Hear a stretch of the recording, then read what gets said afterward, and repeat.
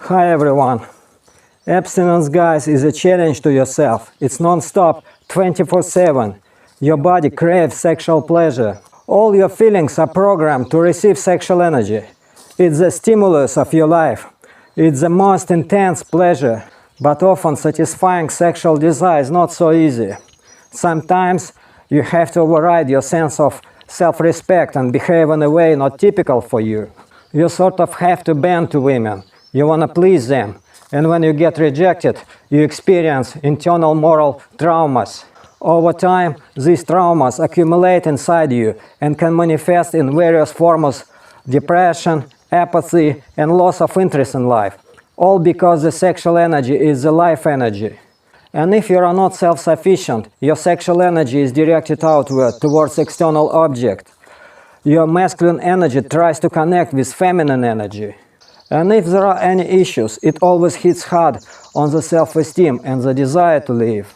That's why many of you are interested in the topic of abstinence, to protect yourself from women's dependence. Semi-retention or abstaining is a complex practice. The main difficulty lies in the fact that there are two people fighting inside you. One is driven by sexual passions and urges you to chase after women. The other tells you to find joy within yourself and gain independence from women. Because, in a way, inside you there are two poles. On one side, there are your lower chakras that are responsible for sexual energy. On the other side, there is your desire to gain independence and control over sexual energy. These sort of two opposing poles always divide you. You will constantly swing from one pole to the other. Sometimes you are overwhelmed by sexual desires, you have to pursue women. Other times you have to abstain, and vice versa, to move away from them. That's why you'll constantly have swings, guys. Constant fluctuations, periods of turbulence, when you are constantly being thrown from one side to the other.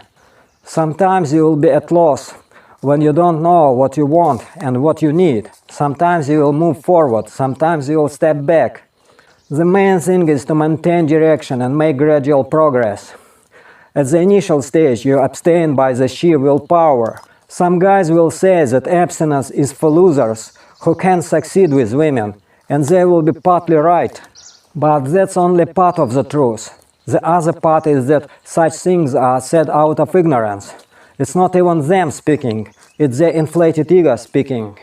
When a person has a lot of money and things are going well for them in life, they immediately start to think they are so great and manage to catch God by the beard. And they start look down on everyone else.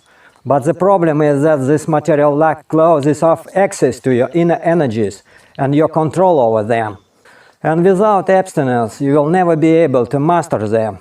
And one day this luck will run out and you will be left alone with your problems, with your inner enemies.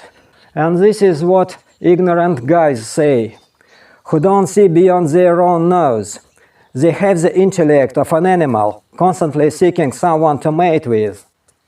Like pigs, for example, they have many females, and they are constantly engaged in sex. But the truth is, well-known historical figures whose intellect was not animal all practice abstinence. And they were far from poor people. Abstinence is for intellectuals. If you live solely by animal instincts, then abstinence is definitely not for you. Abstinence is self-improvement and control over your instincts. And it helps focus your attention on achieving goals and not wasting your attention on constantly seeking a sexual partner. And sometimes, while pursuing your initial goals, semi-retention changes your consciousness, your view of reality, and your initial goals become less relevant to you. Consciousness changes, and you start to see yourself and the external world in a completely different way. Therefore, guys, those who are watching this video, those who are practicing abstinence, you count the days of your abstinence, you set goals for yourself, keeping track of the days. While your task is to count the days, it means you have not yet reached that level, when you start enjoying the process, when it brings you pleasure, and when it's within your comfort zone. Keep going forward and practicing abstinence. And if you have setbacks, don't worry too much about it. Setbacks will happen from time to time. The key is to keep moving forward, Don't get upset if something doesn't work out at the initial stage. The most important thing is to monitor your mindset. What triggers arousal in you? Try to avoid everything that triggers you. If you are watching this video, it means you are interested in this topic, meaning you are somewhat in the now. Therefore, try to catch the moment. Find joy in the process itself, in controlling this inner energy. It depends on you. Sometimes you don't have to completely avoid women and everything else. And if you have a strong sexual desire and a female candidate to associate with, you may try to find your happiness with her. However, keep in mind that women nowadays are not suitable for relationships. In fact, they are not suitable for long-term relationships, let alone building a family. So guys, you are still at risk. So try to communicate, keep your eyes open, because at any moment, if disagreements arise, don't engage in legal relationships with a woman or get married, as it's actually a risky business. The entire protection system is designed for women, and all the laws work for them.